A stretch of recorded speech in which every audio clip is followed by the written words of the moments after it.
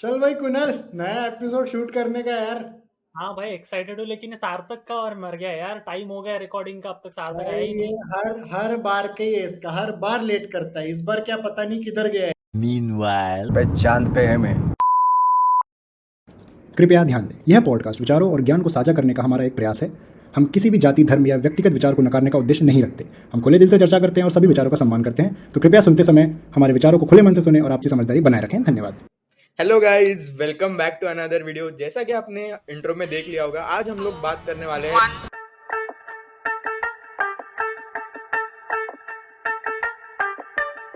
The fact that Chandrayaan cost $74 million, that's what we spend on movies. Recent liftoff of PSLV C-57 with Aditya L1 on board. this was the American Space Agency NASA working on a satellite mission. He is the only country that has ever landed near the moon's south pole in that signal.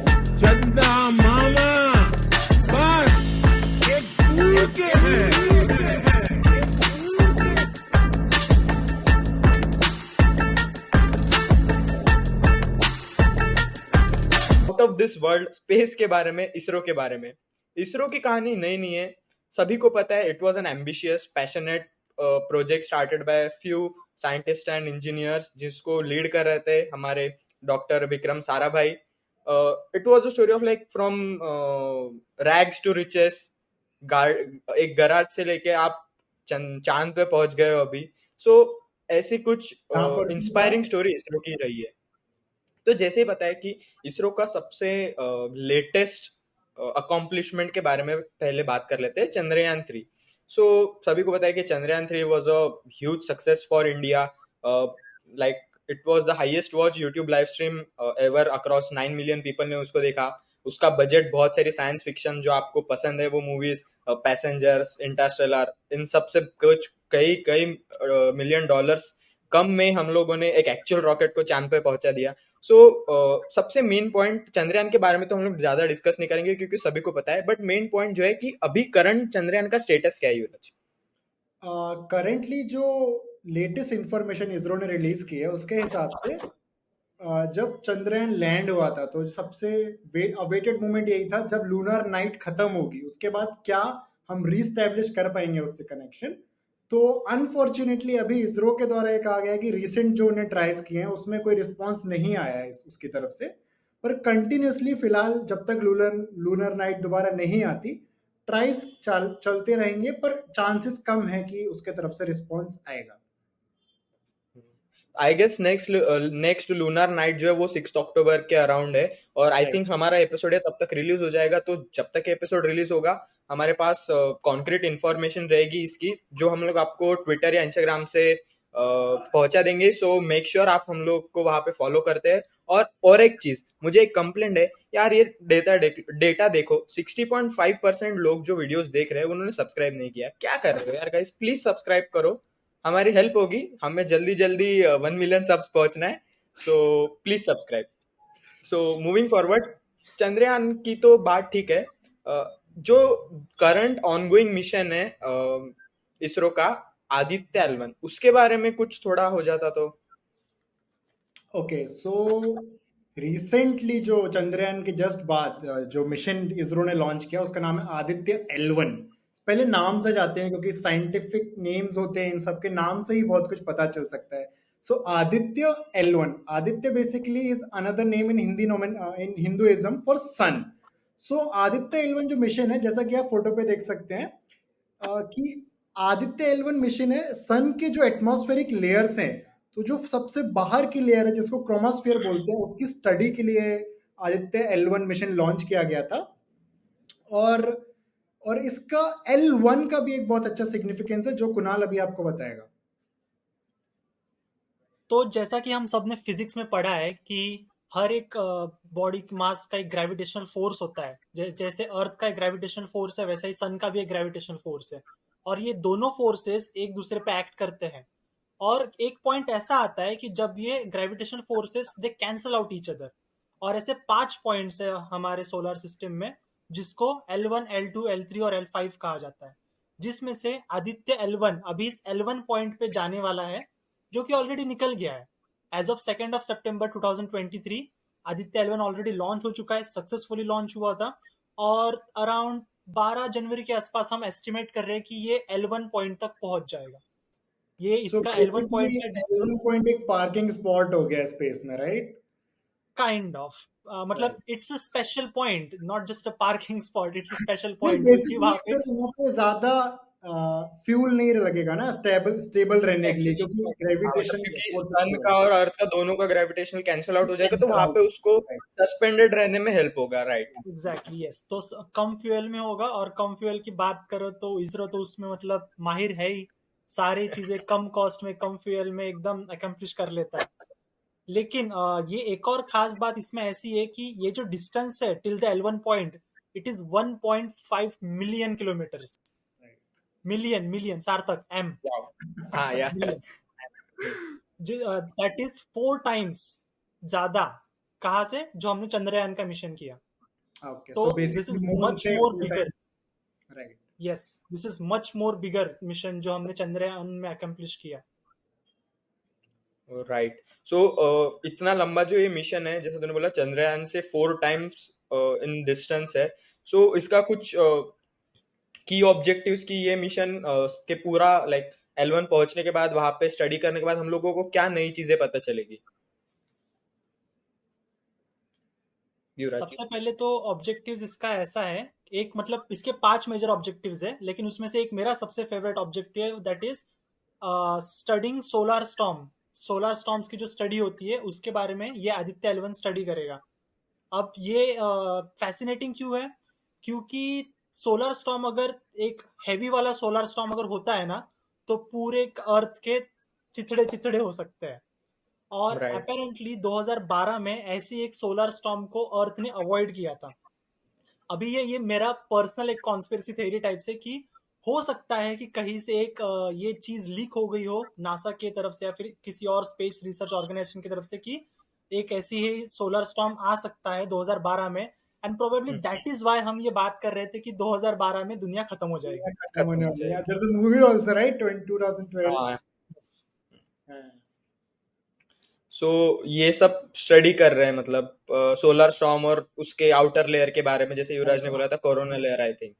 तो ठीक है, मतलब हम मान के चल सकते हैं कि L1 आदित्य L1 भी एक सक्सेस मिशन ही है, चंद्रयान भी सक्सेस ही है। जो उसका सेकंड लूनर नाइट था वो तो एडिशनल था कि हमारे पास ज्यादा फ्यूल है तो हम लोग ट्राई करेंगे, लेकिन चंद्रयान भी सक्सेसफुल है। तो ये जो 2 बड़े सक्सेस हुए इस साल में, तो इससे कुछ वेस्टर्नर्स का या बाहर की फॉरेन कंट्रीज का कुछ मुंह खट्टा वगैरह हुआ है, कुछ ऐसा? ऑब्वियसली ब्रो, सबसे बड़ा एग्जांपल तो वही है जो बाकी रिसर्च एजेंसीज जो इसरो का मजाक उड़ाती थी, जिसपे हम आज प्राउड कर रहे हैं कि as you can see on the screen, India's budget mission to Mars. तो इंडिया को ऐसे रिप्रेजेंट करते हो because like the Indian is like with a cow and they are sitting inside in an elite club, as they say. So now they have also apologized for this mistake and they all realize कि इन्हें बहुत कुछ accomplish कर सकते हैं, और हमने हाल ही में ये दिखाया है। और आगे हमारे बहुत ऐसे मिशंस होने वाले हैं जो जो जिसमें नासा से लेके जापानीज स्पेस एजेंसी तक हमारा साथ देंगे। इसमें ये तो युवराज तूने कर दी यूएस की बात, अभी मैं यूके में हूँ, तो मतलब मैं भी थोड़ी आसपास की खबरें सुनता हूँ, क्या चल रहा है, क्या माहौल है आसपास। तो अपेरेंटली यूके के एक जर्नलिस्ट ने ये पॉइंट आउट किया था कि 2016 से 2021 तक एक 2.3 बिलियन पाउंड्स का एड दिया गया यूके ने इंडिया को। Now while this information is true, but it is partly true. ICI की जो आप रिपोर्ट दे सकते हैं, इसका लिंक मैं डिस्क्रिप्शन में दे दूंगा अगर आपको पूरी रिपोर्ट पढ़नी है तो। This aid may be helping to support UK-India bilateral relations, but it lacks a strong link to poverty reduction, जो उसका मेन एम है। यूके एड जो देता है इंडिया को, वो उसका मेन एम है टू रिड्यूस पॉवर्टी, ठीक है। लेकिन यहाँ पे पैसे जा ही नहीं रहे। पैसे कहाँ जा रहे हैं यूके एड के? पैसे जा रहे हैं इन्वेस्टमेंट्स में। तो ये जो यूके एड बोल रहे हैं लोग कि 2.3 बिलियन पाउंड्स का यूके एड दिया, this is merely an investment UK के द्वारा जिसपे उनको रिटर्न्स मिल रहे हैं, ठीक है। रिटर्न्स मिल रहे हैं in terms of money, returns मिल रहे हैं in terms of job creation. तो ये जो ट्रेडिशनल एड जो पहले मिल रहा था 1980s में 1990s में, ये उस तरह का ट्रेडिशनल एड नहीं है. This is what I would like to point out. ये अभी यूके इन्वेस्टमेंट कर रहा है, but still the name is given UK aid. पता नहीं क्यों. I think it is the right time कि हमें ये नॉमेनक्लेचर चेंज करना चाहिए सबसे पहले, तो कि this is not an aid anymore, this is an investment that basically UK is UK से मेकिंग तो इन अपन कुछ भी ले रहे हैं, उसको एड तो बोलना ही नहीं है, उसको बोलना चाहिए रिटर्न्स. UK returns. और साथ ही साथ एक और चीज, एफसीडीओ जो है हमारी foreign Commonwealth and development office जो है, उसके स्पोक्स पर्सन ने ये कहा था कि 2015 से UK has given no financial aid to the government of India. जैसा मैंने अभी कहा कि ये सारे के सारे पैसे, आई मीन नॉट सारे but most of the money, majority of the money is investment. Right. तो ये जो कह रहे हैं कि हमने अभी इंडिया को एड देना बंद कर देना चाहिए क्योंकि इंडिया का खुद का स्पेस मतलब प्रोग्राम है, खुद के उनके मतलब चंद्रयान जा रहे हैं to the side of the moon जहाँ पे आज तक कोई नहीं जा पाया है. तो अगर कंट्री इतनी डेवलप्ड हो चुकी है इंडिया, तो फिर यूके में नहीं देना चाहिए, ऐसा यहाँ के जर्नलिस्ट का कहना था. भाई मैंने सुना है ये यूके ऐसा कुछ चाइना में भी किसी एक साइंटिस्ट या रिसर्चर ने भी ऐसा कुछ कहा था. ये इसके तो रिलेटेड भी बहुत कुछ कंट्रोवर्सी. अभी अपन आज रिकॉर्ड कर रहे हैं, ये कुछ 2-3 दिन पहले की बात है कि चाइनीज मिनिस्टर ने किसी ने कहा है कि इंडिया ने लैंड ही नहीं किया है. तो आज मेरे को जब मैंने सुना तब मेरे दिमाग में आया कि ये जो कॉन्स्पिरेसी चलती है ना कि अमेरिका ने मून पर लैंड नहीं किया, ये कैसे चालू हुई होगी. ऐसी किसी मिनिस्टर ने बोल दिया होगा. तो भाई मतलब उसकी एक्चुअल स्टेटमेंट उसने दी है ये कि इंडिया झूठ बोल रहा है, इंडिया साउथ पोल पे लैंड ही नहीं हुआ है. अब इसको क्या ही तालियां बजाओ भाई. होते हैं भाई. I don't know where this comes from, if this comes from the point of jealousy या फिर कुछ और है. अपने यहाँ उनका चाइना में पब्लिक को वो अलग ही फॉल्स न्यूज फीड करते हैं ना, तो उनका और फिर इसी बीच उनकी कुछ ऐसी न्यूज बाहर भी फैल जाती है, तो वो बेसिकली यही ट्राई करते हैं. भाई जाने दो, हमारा तो ऐसा है कि इन लोगों को जो बोलना है वो बोलते रहो, हम लोग तो आगे बढ़ते रहेंगे.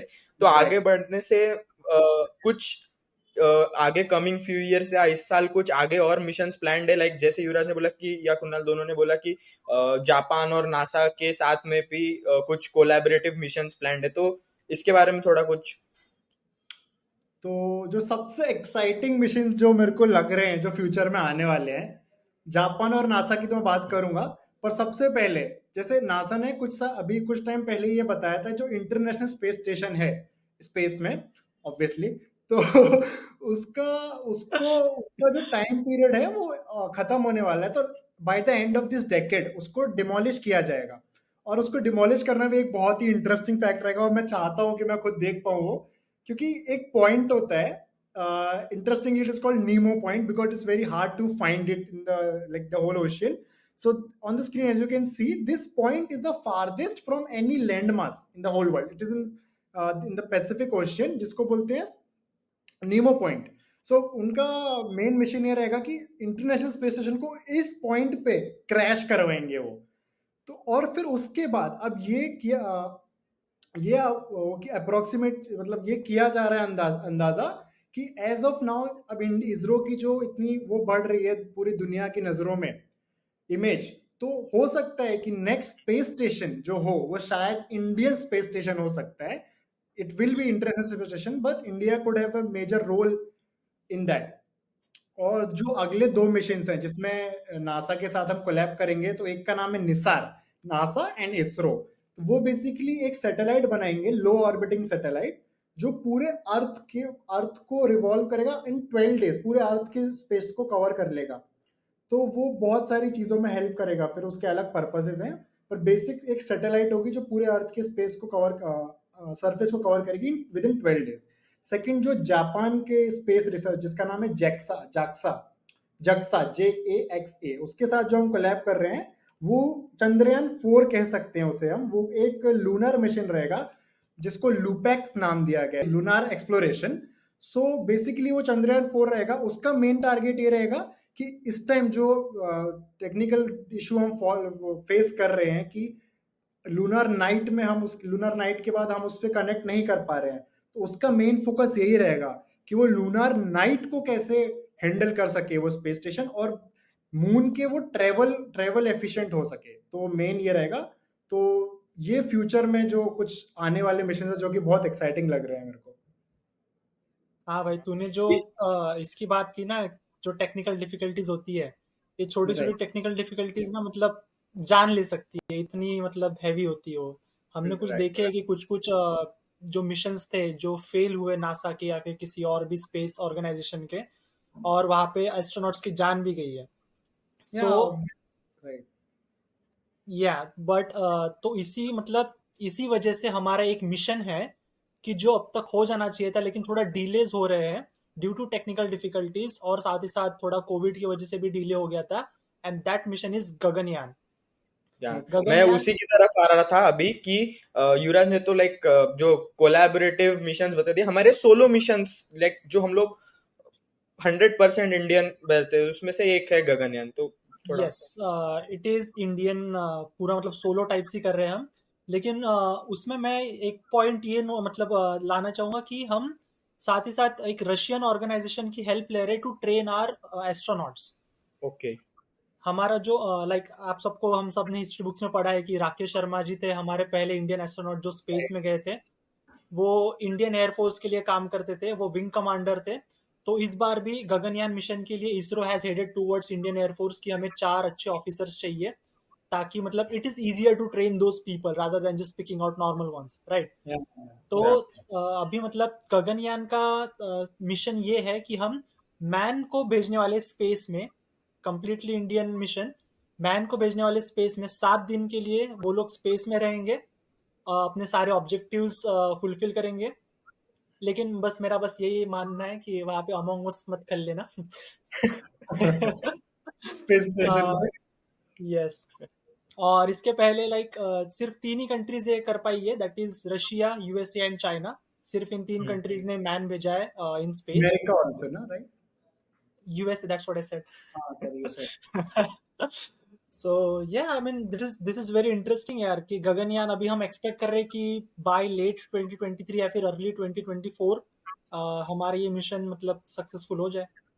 और हाँ, सोलो मिशन से एक और मेरे को ध्यान है, जो शुक्रयान विनस के लिए जो मिशन लॉन्च होगा, हाँ, वो भी बाय द शुक्रिया। End of 2024।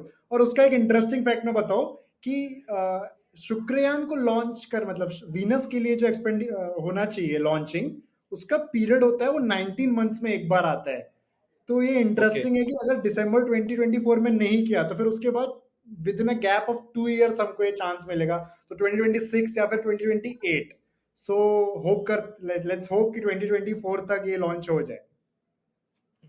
नहीं, शुक्रियान के मुझे क्या मेरे ख्याल से अभी कुछ रिसेंटली जब हम लोग रिकॉर्ड कर रहे हैं 2-3 दिन पहले ही इसरो चीफ ने बोला कि yes yes we are planning to go to Venus, और ऐसा अनऑफिशियली बोला है कि Right. शुक्रियान है, उसका अभी पूरा डिटेल्स आना बाकी है। बट हम लोग कह सकते हैं कि गगनयान का तो कंफर्म है, गगनयान मैन्ड मिशन रहेगा पूरा। हम लोग शायद से उसकी टेस्टिंग भी चल रही है, अभी अनमैन्ड टेस्ट चल रहे हैं, थ्रस्टर्स का टेस्ट चल रहा है, जो रॉकेट जाएंगे, फिर जो सर्विस मॉड्यूल वगैरह वो सब रहेगा, वो सब टेस्ट हो रहा है। So let's hope for the best, देखते हैं कि सब बढ़िया रहेगा, गगनयान, शुक्रयान हो, आदित्य एल1 हो, चंद्रयान हो। एक बात मैंने नोटिस की है कि ये जो नाम है चंद्रयान, गगनयान, शुक्रयान, आदित्य एल1, निसार, भाई ऐसा मतलब कुछ ऑब्सेशन है इसरो का ऐसे तो संस्कृत वर्ड से डिराइव करके नॉमेनक्लेचर करने का। Like I mean it's good कि हमारे हम लोग कल्चर को स्टिक करके है, बट क्या इसके अराउंड कुछ कंट्रोवर्सी वगैरह या फिर ऐसा कुछ है?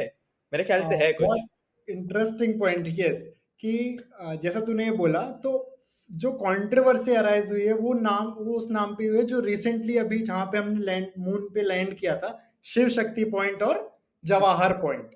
तो उस जवाहर पॉइंट पॉइंट। पे कंट्रोवर्सी हो रही है कि लोगों का ये कहना है, और I agree at a certain level, कि शिव शक्ति मतलब माना कि वो अपने कल्चर को रिफ्लेक्ट करता है, बट मेरा ये कहना है कि उसमें पॉलिटिक्स मिक्स नहीं होनी चाहिए। जब तक हम इंडियन कल्चर को रिप्रेजेंट कर रहे हैं, हम ओके विद इट। अगर हम ये कह रहे हैं कि हम रिलीजियस कल्चर को रिप्रेजेंट कर रहे हैं, so that should not happen. Shiv Shakti point का बहुत ही साइंटिफिक रीजन, मतलब जो कल्चरल रीजन, वो ये भी है कि Shiv and Shakti are the masculine and feminine representation of powers. तो ओके। वैसे ये देखा जाए तो इट्स वेरी नाइस, हम अपने कल्चर को रिप्रेजेंट कर रहे हैं।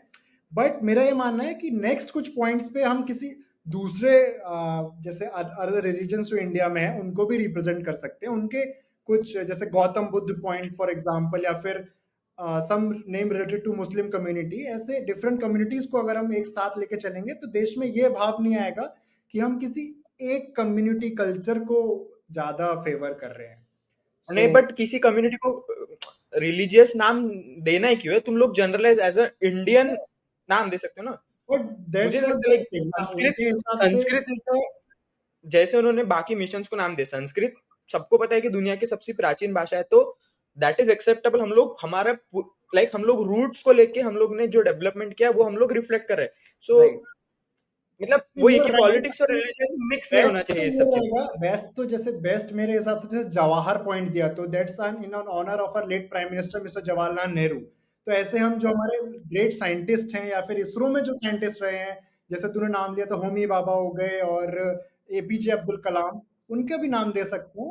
पर ट्रू। अपने कल्चर को रिप्रेजेंट करना, जैसे कि शिव शक्ति पॉइंट है, उसका वर्ड का एक इंपॉर्टेंट मीनिंग है, शिव एंड शक्ति, जैसा मैंने समझाया, तो वो गलत नहीं है। अमेरिकन मिशन जो अपोलो था वो भी वैसे बेस हुआ है, और इनफैक्ट प्लैनेट्स के नाम जो हैं वो भी ग्रीक गॉड्स के ऊपर है, वीनस, तो जैसे वीनस हो गया, सैटर्न हो गया, तो उसमें गलती नहीं है। बस इसमें ज्यादा ये ना हो कि हम किसी एक ही रिलीजन पे ज्यादा फोकस करें, क्योंकि इंडिया में कह मैं सकते हैं मतलब जैसे नंबर ऑफ रिलीजन्स है, या लेट्स जस्ट से दैट। या नहीं, ऐसा है कि पता है लोगों, बहुत लोग ऐसे हैं कि उनको कुछ ना कुछ कंट्रोवर्सी या लाइट में आने के लिए तो वो करते हैं, बट ऐसा नहीं होना चाहिए आई गेस। ऐसा नहीं होना चाहिए, इसमें साइंस और पॉलिटिक्स को अलग रखना चाहिए।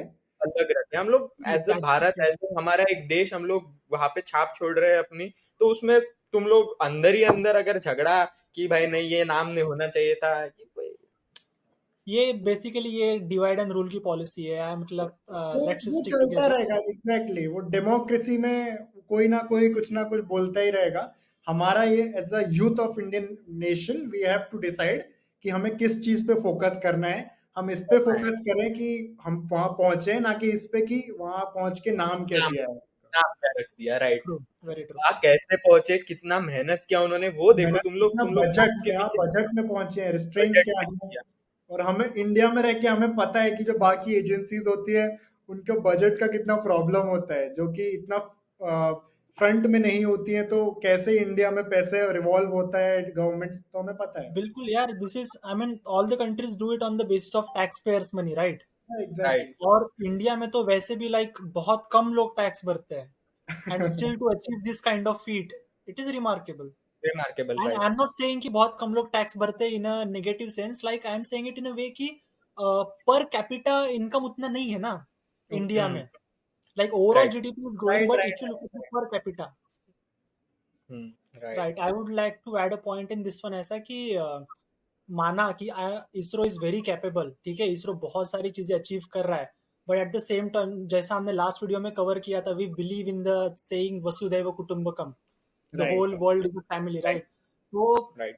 अगर हम कोलैबोरेशन के साथ अगर चले, जैसा हम ऑलरेडी कर रहे हैं नासा के साथ, जापान के साथ, वैसे ही अगर हम और ज्यादा कोलैबोरेशन करें, सो एक मतलब जो स्पेस को हमें रिसर्च करना है, it will be much more easier, and ये पूरे मैनकाइंड के लिए एक अच्छी चीज होगी कि अगर हम सब साथ में मिलकर काम करें इन चीजों पे, ताकि इसीलिए गगनयान जैसे जो प्राइवेटाइजेशन ऑफ मिशन है। स्पेस, जो स्पेस एजेंसीज का भी प्राइवेटाइजेशन हो रहा है, जैसे नए एग्जैक्टली, हाँ, इंडिविजुअल प्राइवेट कंपनीज आ रही हैं जो कि स्पेस एग्जीबिशन और उसके एक्सप्लोरेशन के लिए काम कर रही हैं, तो मेरे हिसाब से हाँ, बहुत बड़ा स्टेप होगा स्पेस में जो, एग्जैक्टली, या ताकि गगनयान जैसे जो मिशन है ना, लाइक जो हमें मिशन अभी टेक्निकल डिफिकल्टीज की वजह से आगे पुश करने पड़ रहे हैं, ये और जल्दी हो जाएंगे। जल्दी हो, और फिर बजट रेस्ट्रिक्शंस और ज्यादा होंगी, क्योंकि फिर यस, कंपटीशन होगा मार्केट में, तो हाँ, मतलब इसको एज अ कंपटीशन नहीं देखना चाहिए हम लोग कि किसी और मतलब बाहर, स्पेस के बाहर जा रहे हैं, जो हमारे बोल सकते हो कि पूरे वर्ल्ड के जुरिस्डिक्शन के बाहर जा रहे हैं हम लोग, तो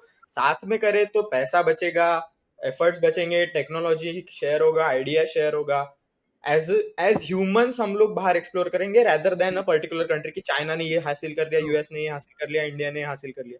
तो साथ में लेकर चलना बेसिकली हम लोग का मोटो होना चाहिए, right. Yes, so I think that's a rap for today's episode. तो अगर आपको ये अंतरिक्ष की जर्नी अच्छी लगी होगी तो please give us a like, share करो अपने दोस्तों के साथ and do subscribe. So thank you. See you in another episode. Bye. कौन सा इस वाले में कौन सा इमोजी डालना है बोल दे. स्पेसशिप वाला इमोजी डाल दो. स्पेसशिप वाला. स्पेसशिप वाला, स्पेसशिप रॉकेट.